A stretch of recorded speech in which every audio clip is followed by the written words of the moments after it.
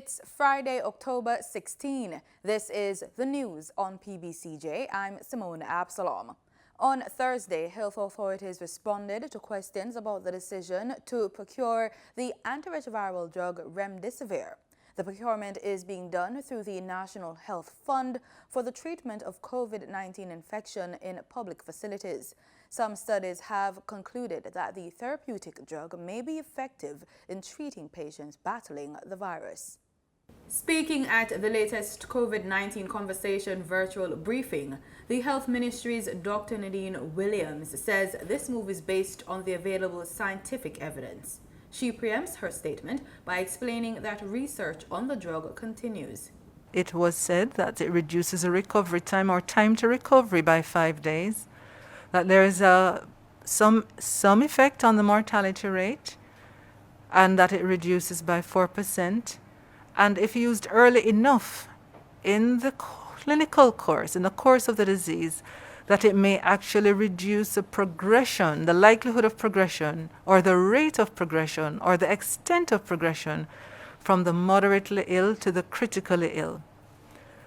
Now, the fact of the matter is that it does not show significant evidence. In fact, there is no evidence to show that in the critically ill, it is going to affect either recovery time or the mortality. So, in other words, the rate at which people would die from the disease.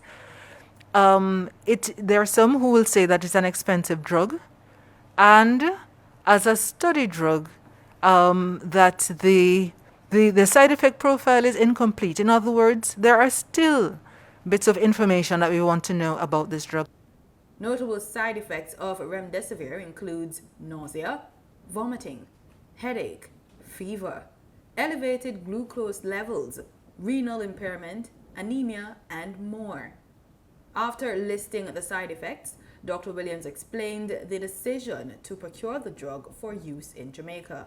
There was the evidence that was published to say that there is some benefit in the use of Remdesivir. In addition, that we were seeing the local increase, the surges, and there were requests by attending physicians to say we would like to have a drug that might have an impact in some of our patients. But certainly, one of the reasons that was being put out for the intent to procure the drug is that the time to acquire the drug, which has to be signed off on, it has to be imported, it may take some days, important days, with respect to delaying the importation of the drug. So in order to have a pool of drugs, if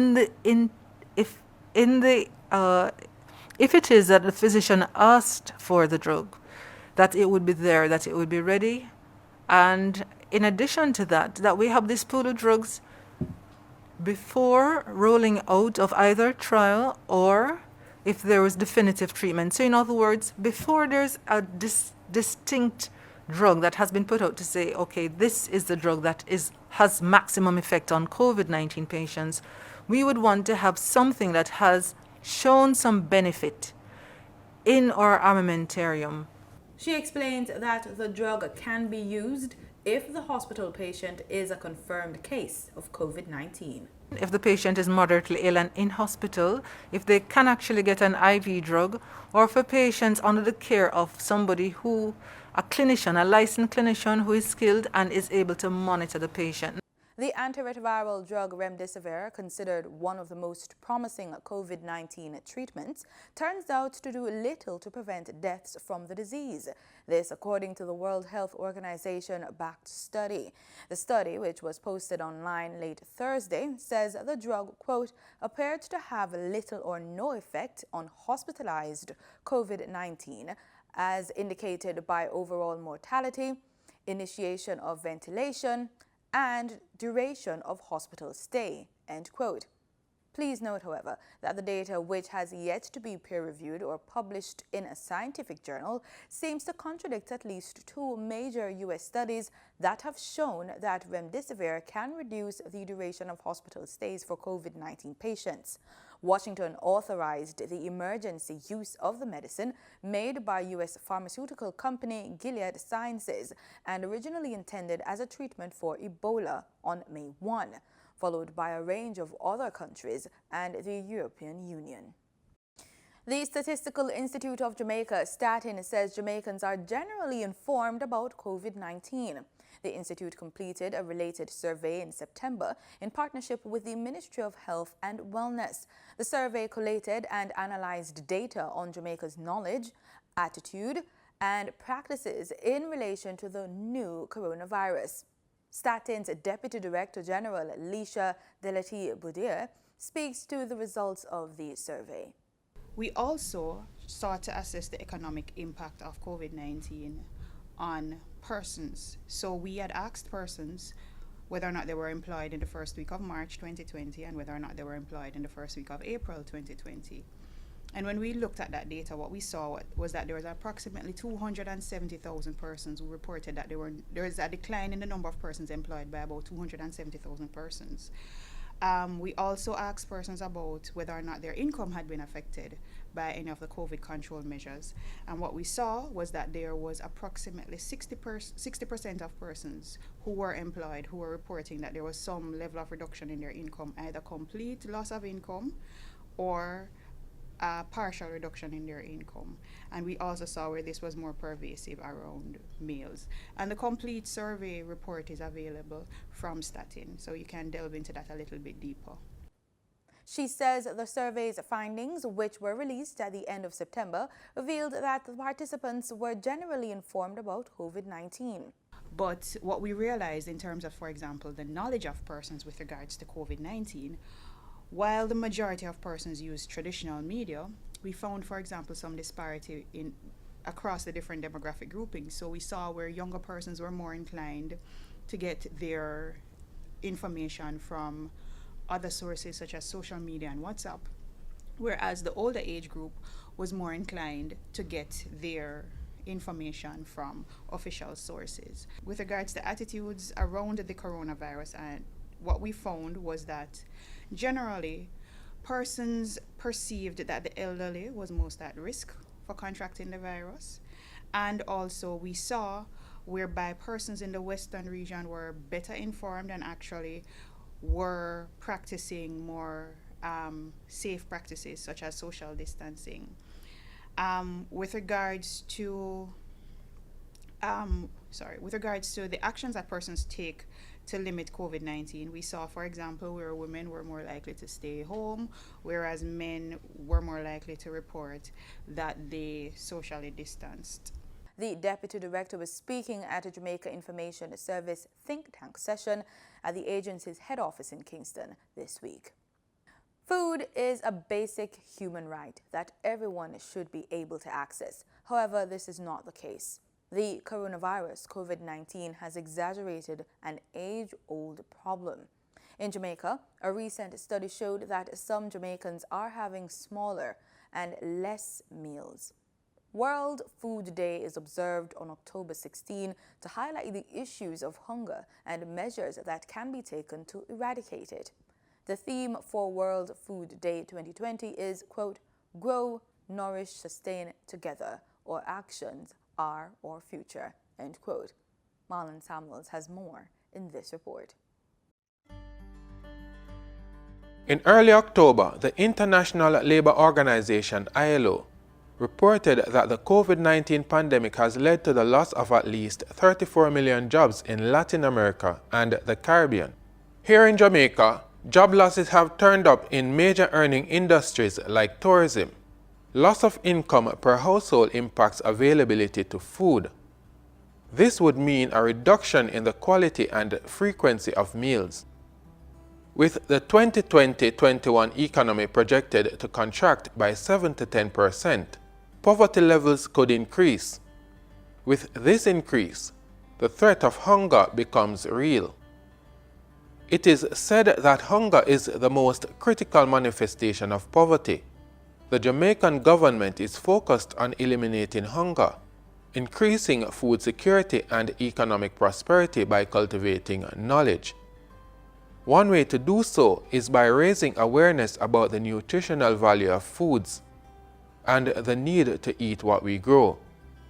Friday, October 16 is recognized as World Food Day, and this year's theme is Grow, Nourish, Sustain Together.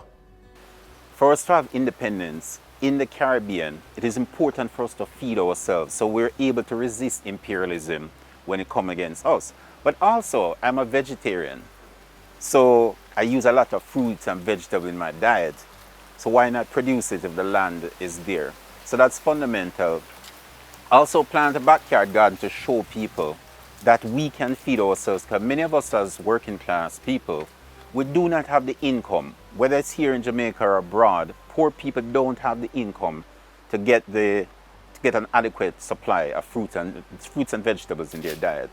So this is how we can do it, is by producing, and when we produce, we can share to our neighbor. Most of what I plant inside here is given away. I do not sell anything because I have a full-time job.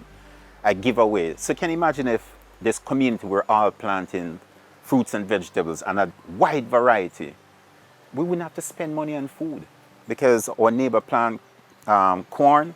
We don't plant corn, but we plant tomato and we exchange it. And we can do this on a consistent basis.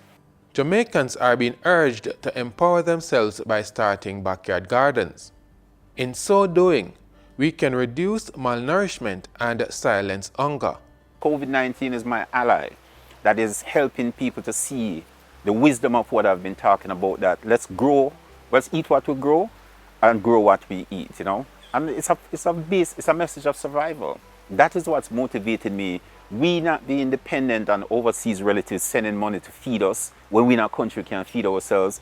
And we also not going around and begging charity from people so them can take liberty with us. Because as I said, liberty comes through carelessness. So if we can feed ourselves, we can have big talk. We don't have to bow and scrape and bow big man and boss and go to MPs and say, boy, you can't give me $5,000 because I'm pitting hungry. No. You grow food in your yard and your neighbor exchange, and you can have an adequate diet. It's about survival and independence. And as African people, that is important to us, because people always take liberty with us, even our own. They become petty bourgeois, middle class, and they start to look down on us. But when you can feed yourself and take care of yourself, you don't have to go to nobody and beg them. For the news on PBCJ, I'm Marlon Samuels. 6 members of the Jamaica Defense Force JDF are being questioned in connection with a ganja bust in Gutters, St. Elizabeth this week. On Tuesday, 2 soldiers were arrested during a joint military police anti-narcotics operation. The security forces seized 1,500 pounds of compressed ganja after the 2 soldiers reportedly engaged them in a shootout. 4 additional soldiers have since been arrested and are now in police custody. During a media briefing at the JDF on Thursday, Acting Colonel General Staff Lieutenant Colonel Damien Creary disclosed that the men are being questioned as part of the military's internal investigation. To determine if other persons may have been complicit in the illegal activity, or if there was anyone negligent in the execution of their official duties. Colonel Creary noted that the bust was as a result of the JDF's robust internal monitoring system. There were no JDF weapons involved in the incident, and that from the point of leaving Okpar camp when the vehicle was intercepted in St. Elizabeth, it was under observation. Colonel Creary says the drug bust is indicative of the strong working partnership between the police and the JDF. We continue to work closely with our police counterparts in furthering the investigation, and the public will be updated accordingly. Jamaicans home and abroad are invited to partner with the One Laptop or Tablet per Child initiative. Education, Youth and Information Minister Favour Williams says the initiative will be officially launched next Thursday. She says the initiative will be done through the National Education Trust. The trust is set up to accept donations, to properly account for those donations, and to ensure that they get to the correct school, the correct child. She expressed that the initial goal of the plan is to provide 100,000 devices for children. Jamaican students are being taught online in an effort to lower and prevent the spread of COVID-19. Members of the Jamaica Household Workers Union are set to benefit from the Ministry of Labour and Social Security's Labour Market Information System, the LMIS. The union has signed a Memorandum of Understanding that will promote the services of the LMIS. Now, the LMIS is an internet-based system that helps job seekers and recruiters to fill job opportunities. Through the LMIS, employers can post job openings and search for matching candidates, while job seekers can post resumes and apply for jobs online. The online system comprises three main components: the Electronic Labor Exchange, Skills Bank, and Labor Market Intelligence. In today's business report, financial coach Denise Williams speaks to host Gabriel Thompson about her personal financial journey. In Thursday's trading session, the JSE combined index declined by 1,890 points to close at under 400,000 units. Overall market activity resulted from trading in 73 stocks, of which 27 advanced, 38 declined, and 8 traded firm. The junior market index declined by 2 points to close at under 3,000 units. Stocks advanced for AMG Packaging and Paper Company, Blue Power Group Limited, and Caribbean Cream Limited. Stocks declined for 1834 Investments, Barita Investments Limited, and Berger Paints Jamaica. Trading firm were 138 Student Living Jamaica, Siboney Group Limited, and Fosrich Company Limited. Scotia Group Jamaica Limited was the volume leader with 2.9 million units, followed by Grace Kennedy Limited with over 2 million units, and Wigton Wind Farm Limited ordinary shares with 1.2 million units. Now for the foreign exchange. The US dollar on Thursday, October 15, ended trading at $145.73. The Canadian dollar sold for an average $112.76. The pound sterling traded for $190.94, and the euro ended trading at $169.82. Oil prices fell on Friday, dragged down by concerns that a spike in COVID-19 cases in Europe and the United States is curtailing demand in two of the world's biggest fuel-consuming regions, while a stronger US dollar also pressured prices. Brent crude futures dropped 60 cents to settle at $42.52 a barrel. West Texas Intermediate crude futures slid 51 cents to $40.45 a barrel. In this week's Financially Focused, Coach Denise Williams gets personal and tells you about her financial journey and the importance of being open to change. Hi, I'm Denise Williams, your financial coach. Now, in today's episode, we're going to be talking about the impact of change in your life. You know, can we find a better word than change to describe what's been happening to all of us in some way, shape, or form? Change is not easy. It can be so disruptive. Now, the thing is, within the disruption, you can find a level of control. And when it comes to your investment portfolio, within the massive changes, you can sit down and map out the areas that you think you have some control in. So, and that really relates to, here's the big change. What are your goals? So, I remember, years ago when I had my son, he was born with special needs.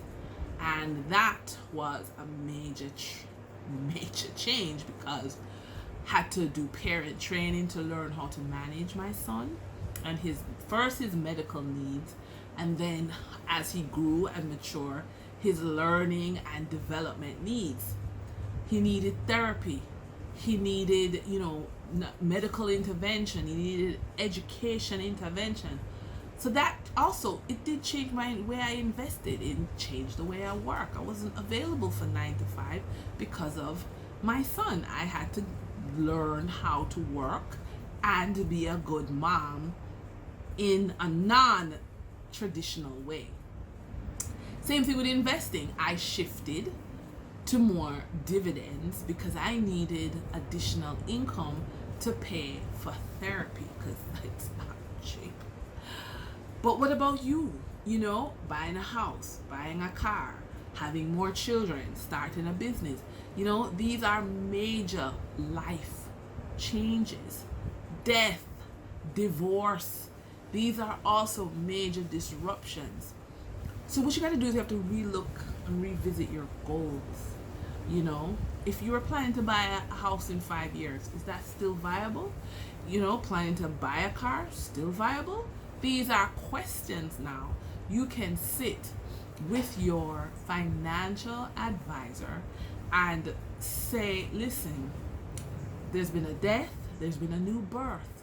You know, we're planning to move, we're planning to downsize. And based on these plans, you can now take some control of your investment portfolio and say, I need to add more or do less of whatever you were doing before. And in that way, in the midst of all of this confusion, all of the change, all of the disruption, you have your goals, yeah? And that becomes your yardstick, your benchmark to help you stay on track and meet your objectives even in times of change. I'm Denise Williams, your financial coach, and I hope this helped you to be financially focused. Thanks, Denise. For more information on financial development and wealth building, head on over to financiallyfocused.com. And that's it for this edition of the Business Report on PBCJ. I'm Gabrielle Thompson. In regional news, some St. Lucians are set to receive contributions to their electricity bills following the signing of a Memorandum of Understanding between the government and the St. Lucia Electricity Services Limited. We have more in this report. Individuals from qualifying households are set to receive $75 credit towards their electricity bill for 6 months. These credits would be applied by Lucelec and paid for by the government of St. Lucia. This will be made possible through the Electricity Assistance Program. On Wednesday, Lucelec and the Equity Minister signed an MOU for the EAP. It targets persons in vulnerable households. All is set for the start of this Electricity Assistance Program, which will see the application of electricity bill credits of $75 per month to qualified households for a period of 6 months from October 2020 to March 2021. I view this as another welcomed intervention, which I am sure will be very much appreciated by beneficiary households.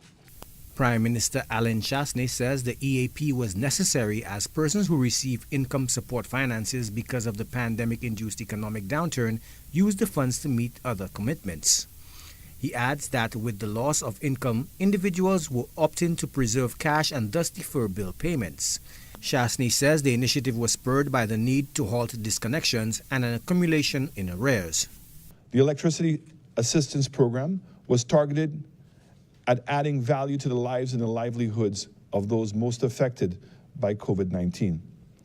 The initiative offers assistance to groups of persons we believe are extremely vulnerable and in need of extension of support by the government. The program offers a credit to participants that is in line with the average monthly consumption of low-income households. Persons who meet the criteria and have decided to opt into the program will receive the nominal credits on their September 2020 to February 2021 electricity bills. These credits would be applied by Lucelec and paid for by the government of St. Lucia. Some 5,000 to 6,000 St. Lucians are expected to benefit under this program. According to Managing Director of Lucelec, Trevor Louisi, the initiative has been in the works for some 3 months. It is always a pleasure when Lucelec and the government of St. Lucia can embark on an initiative and it results in a successful outcome.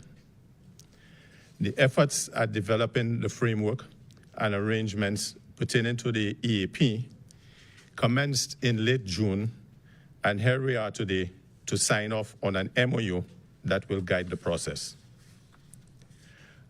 I want to thank the government of St. Lucia for initiating this program, but I need to say a special thanks, and I hope I don't offend some of the other persons. A special thanks to Mr. Jonai Leos from the Ministry of Finance and Mrs. Irene Gasper from the Ministry of Equity for their tireless efforts at ensuring we got to this point. Equity Minister Leonard Montoute also outlined other interventions implemented to alleviate financial hurdles faced by families in accessing goods and services. 78 individuals under the Social Assistance Program for persons living with HIV received $200 worth of food vouchers valid from July to December 2020. Additionally, the Public Assistance Program or Welfare Program was expanded by 1,000 qualifying households. Joachim Duplessis, HDS News Force. In Antigua, the island's information minister says the country's decision not to implement widespread handouts was the sensible thing to do. Ursula Charles Jr. reports. While other countries in the region rolled out stimulus packages for residents to counter the economic hardships of the COVID-19 pandemic, this country's government remained resolute.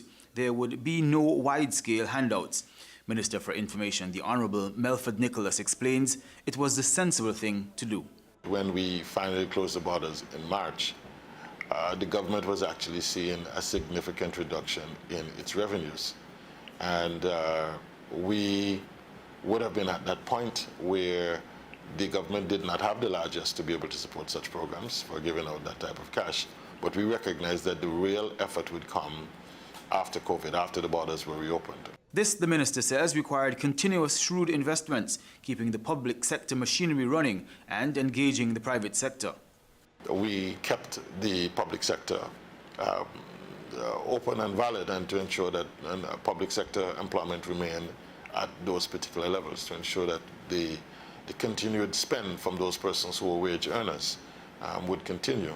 But we also did engage the private sector partners, to include the banks, insurance companies, and persons who were landlords and various other persons, to give consideration. Minister Nicholas says a reviving tourism industry is set to play a role in the economic resurgence plans for this country. We move to ensure that the hotel sector gains back full traction. It may not get back to the levels where it was December in 2019, but as we get to the optimal position under the prevailing circumstances with COVID, we will ensure that the economic activity, the balloon as it were, the economic balloon will reinflate, and there will be no need for the government to having to dole out cash, because persons would be returning to work and that the economy will be re-stimulated.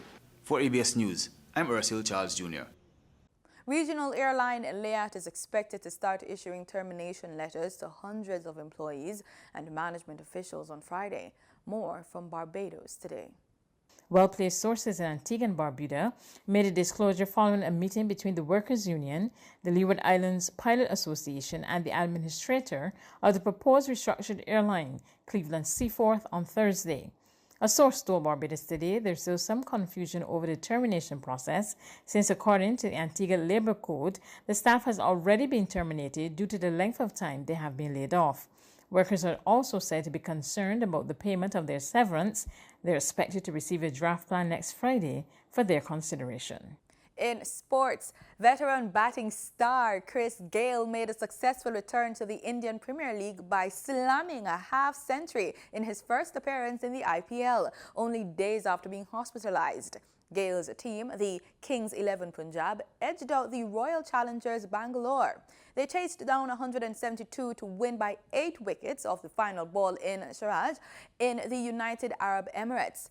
Fellow West Indian Nicholas Puran put on a dominant batting display to secure victory. And in the weather report, the Meteorological Service of Jamaica is monitoring a weather system which is projected to impact the island as a major hurricane next week. The projected storm would be named Epsilon. In the meantime, Met Service head Evan Thompson says they are keeping a close eye on the developments. The Meteorological Service in Jamaica continues to monitor weather conditions over the island and over the waters surrounding the island. We've been taking note of a particular computer model that is predicting that a tropical cyclone is likely to develop south of Jamaica and make its way closer and closer to the island, even turning into a major hurricane. Of course, that is one possibility, but there are other models that are predicting other things, and we continue to bear all these in mind as we make our projections and pass these out to the public. Bear in mind that the conditions are closely being monitored, and you will be updated as soon as anything develops from this system. And that's our package. Thanks as always for making it PBCJ, the People's Station.